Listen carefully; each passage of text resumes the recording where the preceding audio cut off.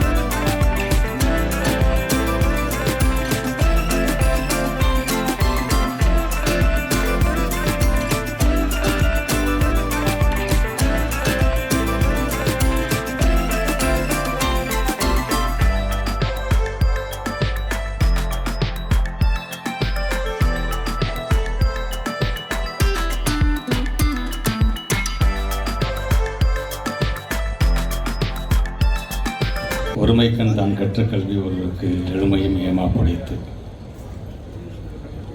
இந்த தலைமுறையில் நீங்கள் படிக்கிற படிப்பு என்பது 7 தலைமுறைக்கும் உங்களுக்கு பயனுள்ளதாக இருக்கும் என்கின்ற விளக்க உரையை தந்தது முத்தமிழறிஞர் கலைஞர் அவர்கள்.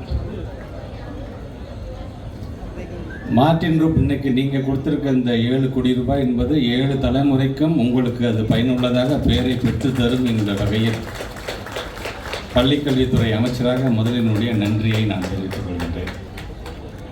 குறிப்பாக இது போன்ற நிகழ்வு நன்றி தெரிவிக்கின்ற பொறுப்பை தான் நீங்கள் எனக்கு கொடுத்துருக்கணும். சீஃப் கெஸ்ட் அப்படிங்கிறதெல்லாம் தாண்டி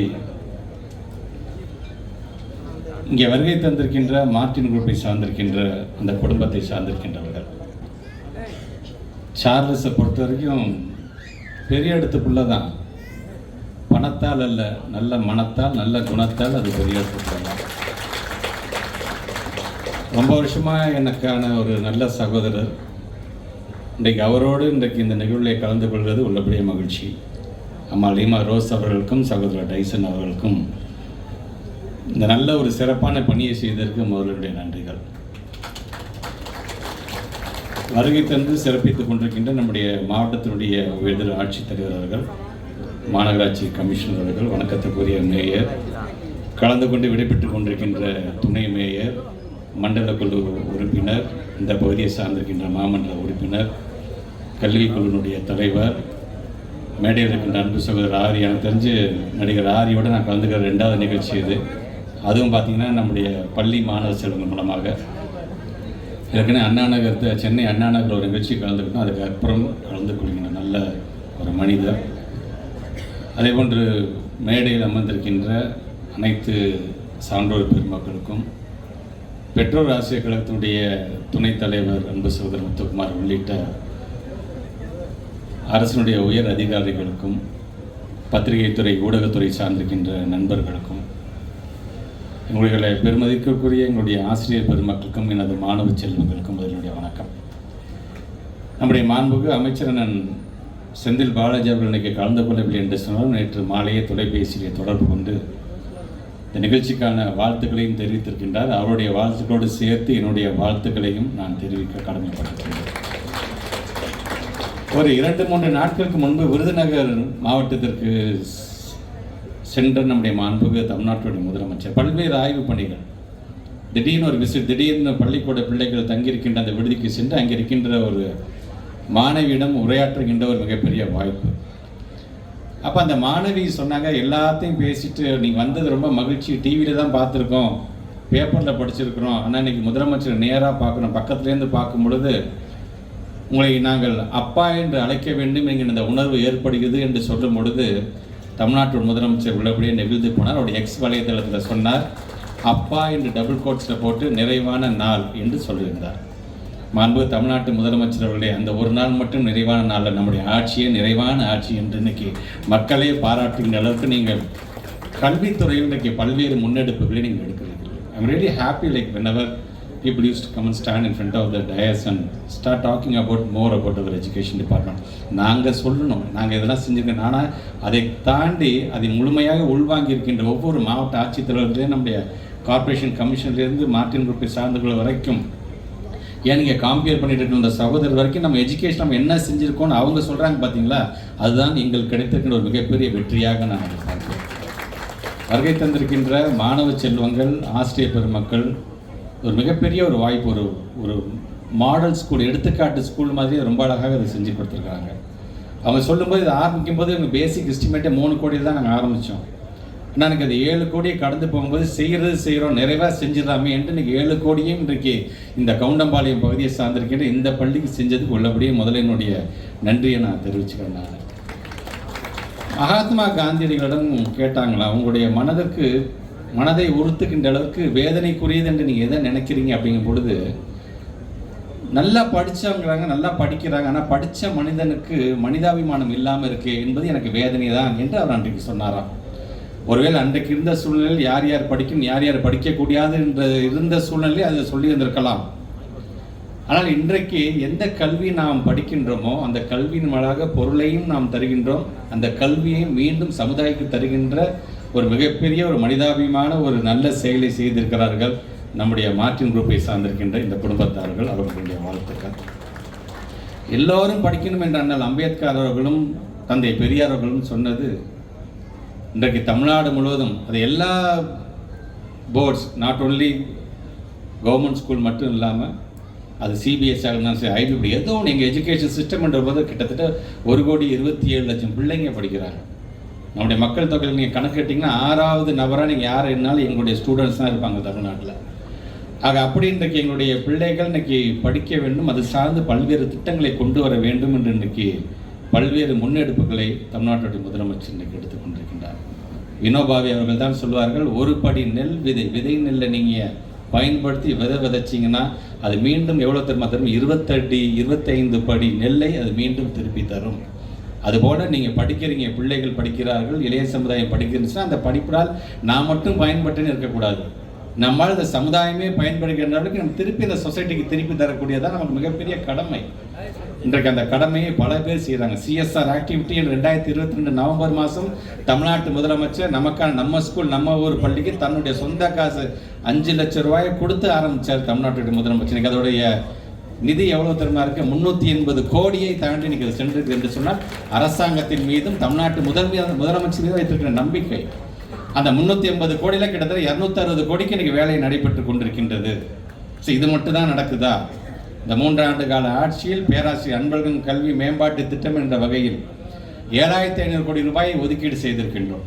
கிட்டத்தட்ட 14,109 கிளாஸ் ரூம்ஸ் ஐடென்டிஃபை பண்ணி இதுவரைக்கும் 7,756 கிளாஸ் ரூம்ஸ் புதிதாக 2,467 கோடி ரூபாய் மதிப்பீட்டில் இன்னைக்கு அதை நாங்கள் திறந்திருக்கிறோம் என்று சொல்லும்போது இது எங்களுடைய சாதனை.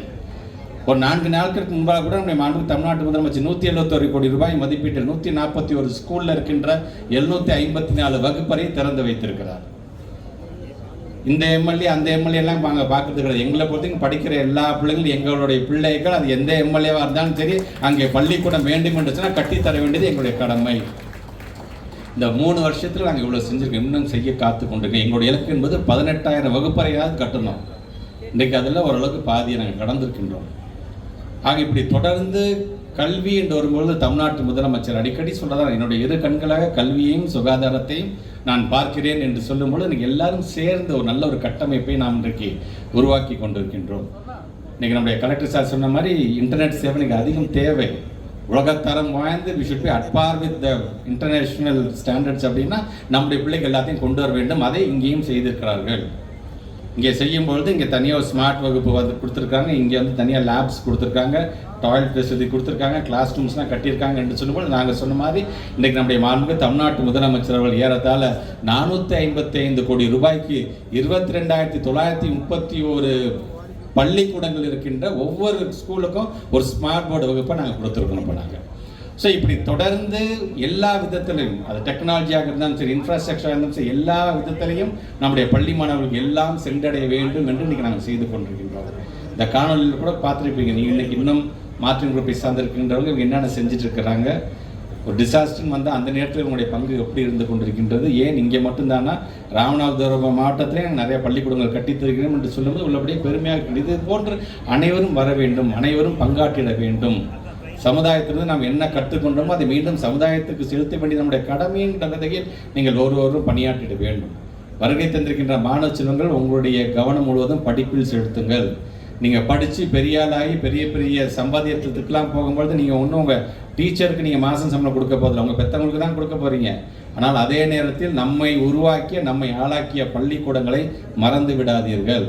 கிட்டத்தட்ட இன்றைக்கு நாம் அலுமினை விழுதுகள் என்கின்ற ஒரு திட்டத்தின் மூலமாக படித்த பள்ளியில் படித்த நம்முடைய தமிழ்நாட்டில், இந்தியாவில், வெளிநாட்டில் வேலை செய்து கொண்டிருக்கின்ற படித்த பழைய பள்ளி மாணவர்கள் கிட்டத்தட்ட 7 லட்சம் பேர் இன்றைக்கி நாங்கள் கணக்கெடுத்து நாங்கள் இணைத்து வைத்திருக்கோம் விழுதுகளில். அந்த 7 லட்சம் பேர் ஏதோ ஒரு விதத்தில் தான் படித்த பள்ளிக்கூடத்துக்கென்று இன்றைக்கி ஏதோ ஒரு விதத்தில் ஒரு உதவியை செய்து கொண்டிருக்கின்றார்கள். அது மாதிரி செய்தியை நீங்களும் செய்ய வேண்டும் என்கின்ற அந்த வேண்டுகோளை நான் வைக்கின்றேன். இப்படி தொடர்ந்து ஏதோ இன்னைக்கு சார்லாம் கமிஷனர் சார், நம்ம கலெக்டர் சார்னு சொன்ன மாதிரி ஏறத்தாழ நம்முடைய கோவை மாவட்டத்தில் மட்டும் 311 பள்ளிக்கூடங்கள், அதில் கிட்டத்தட்ட 678 பணிகளை 19,89,00,000 இன்னைக்கு வேலை நடைபெற்று கொண்டிருக்கின்றது பொழுது இதுக்கு காரணமாக இருக்கின்ற இந்த சிஎஸ்ஆர் ஆக்டிவில் தங்களை முழுமையாக ஈடுபடுத்தி கொண்டிருக்கின்ற அந்த அனைத்து நிறுவனத்தை சார்ந்திருக்கின்றவர்களுக்கும் இந்த மேடையை பயன்படுத்தி என்னுடைய நன்றியை நான் தெரிவிக்க கடமைப்பட்டிருக்கேன். தொடர்ந்து செய்யுங்கள். கல்விக்கு நம்ம எவ்வளோ வேணால் செய்யலாம். எங்களை பொறுத்த வரைக்கும் நாங்கள் பள்ளிக்கல்வித்துறை தான், பள்ளிக்கல்வித்துறை சார்ந்திருக்கின்ற அமைச்சர் தான். நாங்கள் அரசாங்கத்திற்கு வருவாயை ஈட்டி தருகின்ற துறை எங்களுடைய துறை அல்ல. வருவாயை ஈட்டி தருகின்றதற்கு பல அமைச்சர்கள் இருக்கின்றார்கள், பல துறைகள் இருக்கின்றது. எங்களை பொறுத்த வரைக்கும் பள்ளி என்று வரும்போது நம்முடைய மாண்பு தமிழ்நாட்டுடைய முதலமைச்சர் சட்டமன்ற வரலாற்றிலே இல்லாதவர்களுக்கு 44,042 கோடி ரூபாயை ஒதுக்கீடு செய்கிறார் என்று சொன்னால், கல்வியில் செய்கின்ற முதலீடு என்பது நல்ல சமுதாயம் என்கின்ற வட்டியை பெற்று தருவதுதான் எங்களுடைய முதல் கடமை. அந்த கடமையை இன்றைக்கி நாங்கள் செய்து கொண்டிருக்கின்றோம்.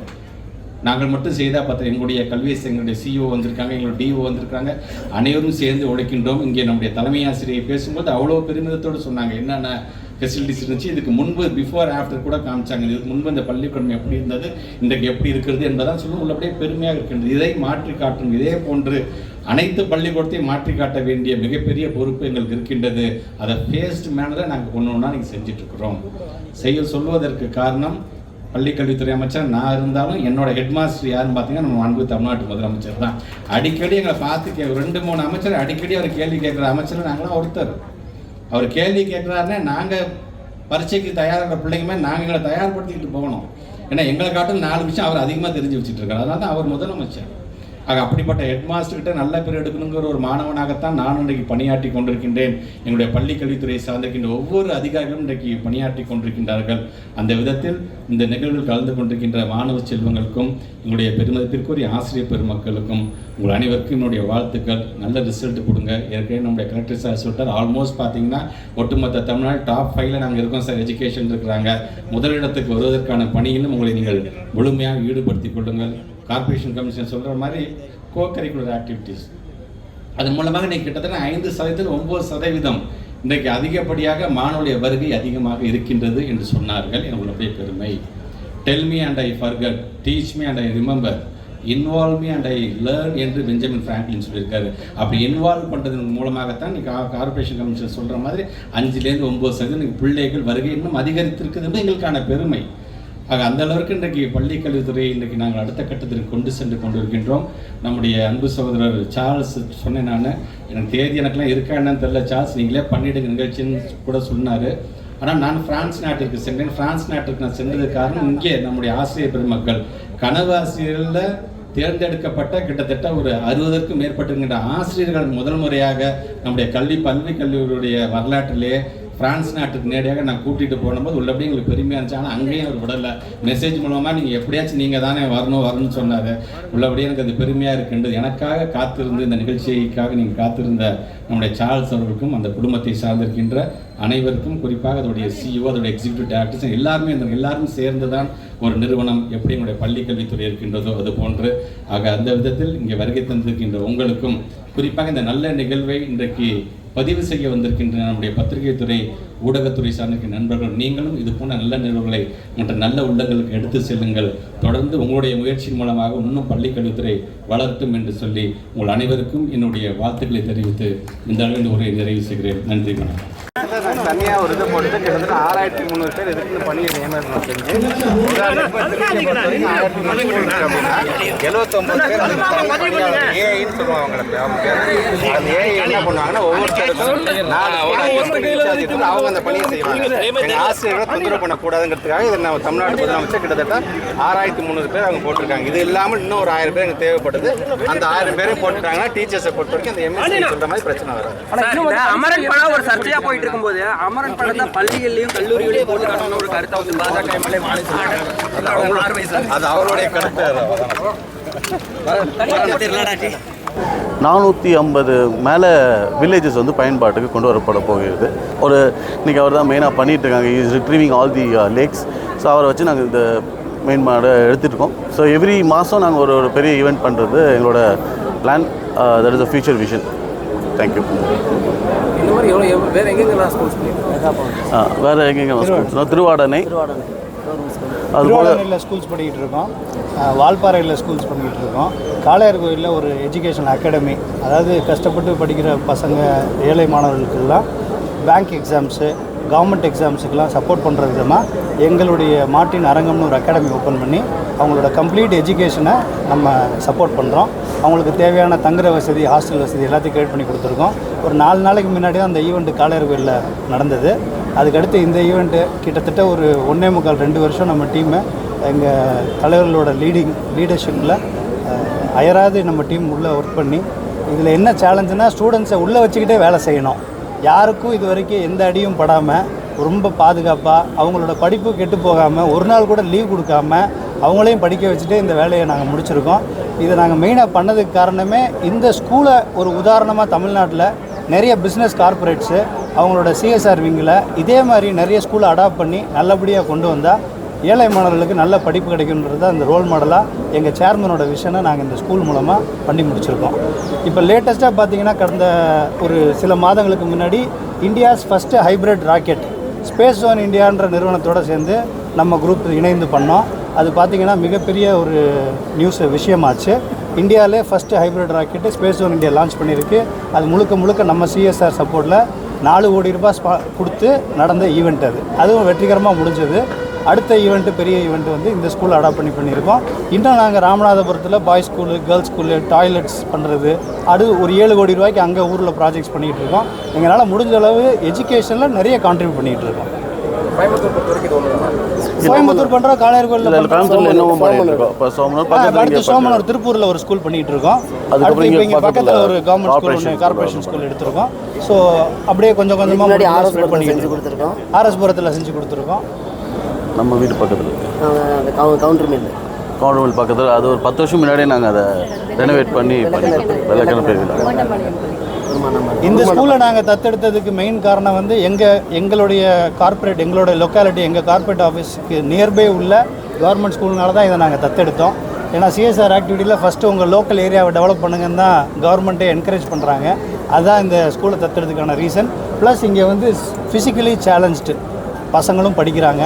அதனால் இந்த ஸ்கூலை வந்து நாங்கள் முழுக்க எடுத்து டெவலப் பண்ணி இனி வரும் காலங்கள்லேயும் இந்த ஸ்கூலோட மெயின்டெனன்ஸ், செக்யூரிட்டி, லைப்ரரியன், இதுக்குன்னு தனியாக கம்ப்யூட்டர் ஸ்டாஃப் அப்பாயின்ட் பண்ணுறோம், ஸ்மார்ட் கிளாஸ் பண்ணியிருக்கோம். இது எல்லாத்தையும் நாங்கள் வருங்காலங்கள்லேயும் மெயின்டைன் பண்ணுவோம்னு நாங்கள் உறுதி புரியும். இது இப்போ 450 பேர் இப்போ படிச்சுட்டு இருக்காங்க கரண்ட்டாக. ஸ்டாஃப் மட்டும் ஒரு 32 பேர் இருக்காங்க. அதில் இப்போதைக்கு கவர்மெண்ட்லேருந்து லைப்ரரியன் இல்லை, கம்ப்யூட்டர் ஸ்டாஃப் இல்லை. அது நாங்களே ப்ரொவைட் பண்ணி பசங்களுக்கு சொல்லிக் கொடுக்கலான்னு இருக்கோம்.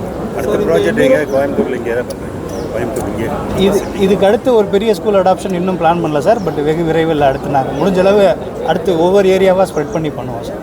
மேடம், இந்த ஸ்கூல் என்விரான்மெண்ட் நல்லா ரெடி பண்ணியிருக்கீங்க, இதனால ஸ்ட்ரென்த் அதிகமாகும் அப்படிங்கிற மாதிரி எதிர்பார்க்குறீங்க?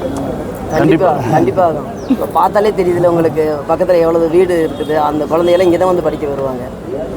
அனைவருக்கும் வணக்கம். மார்டின் குரூப் ஆஃப் கம்பெனிஸ் மூலமாக இந்த சிஎஸ்ஆர் ஃபண்டில் வந்து இந்த நாங்கள் அடிக்கல் நாட்டும் போது 3 கோடிக்கு தான் நாங்கள் அடிக்கல் நாட்டினோம். இதை கட்டி முடிக்கும் போது இப்போ 7 கோடி ஆயிடுச்சு. இதை வந்து திறந்து வைத்தது வந்து அன்பில் மகேஷ் அமைச்சர் வந்திருந்தாங்க, கல்வி அமைச்சர். அவங்களுக்கும் இந்த நேரத்தில் நன்றியும் பாராட்டுகளையும் தெரிவித்துக் கொள்கிறேன். அதேபோல் மாணவ செல்வங்கள் வந்து இங்கே லைப்ரரி வந்து மிக அருமையாக அமைத்திருக்கிறார்கள். இப்போ பிள்ளைகளுக்கு வந்து கல்வி மட்டும் போதாது, இன்னும் வந்து அறிவு திறமை அதிகமாக வந்தால் புக்கு படிக்க தான் அறிவு திறமை அதிகமாக வரும். டிகிரியை வச்சுட்டு எங்கே வேலை செஞ்சாலும் அறிவு ஒன்று வேணும். அறிவும் சேர்ந்து இருந்தால் தான் படிப்பும் அறிவும் சேர்ந்து இருந்தால் இன்னும் மேலே மேலே உயரலாம் என்று நான் சொல்கிறேன். இந்த மாணவ செல்வங்களுக்கு இப்போ நாங்கள் சொன்னது வந்து இந்த லைப்ரரியை வந்து பயன்படுத்துங்க. நம்ம படிப்பு நேரம் போக விளையாட்டு நேரம் போக மீதி நேரம் வந்து நீங்கள் புக்கு எடுத்துகிட்டு போய் வீட்டில் கூட படிச்சுட்டு திருப்பி கொண்டு வந்து நீங்கள் கொடுத்துடலாம் டீச்சர்ஸ்ட்டு அப்படின்னு சொல்லியிருக்கிறோம். அது மாதிரி இந்த ஸ்கூலும் இல்லாமல் நாங்கள் சிவகங்கை மாவட்டம், ராமநாதபுரம் மாவட்டம், அதே போல் இதுக்கு முன்னாடி 25 இயர்ஸ் முன்னாடி நாங்கள் தங்கம் தரசு கல்வி அமைச்சராக இருக்கும்போதே உருமடம்பாளையத்தில் ஒரு ஸ்கூல் ரெனோவேட் பண்ணி அவங்கள்ட்ட ஒப்படைச்சோம் நாங்கள். அந்த மாதிரி நிறைய அதேமாதிரி ஸ்கூலு வாட்ரு அதே மாதிரி எல்லாருக்கும் பியூர் பண்ணி வாட்டரு, ஏன்னா தண்ணி மெயினாக வேணும்ல, அதனால அதை செஞ்சுருக்குறோம். ஆனால் நாங்கள் இப்போ வந்து ஸ்டூடெண்ட் இருக்கிறத விட இன்னும் அதிகமாக வருவாங்கன்னு நாங்கள் நம்புகிறோம்.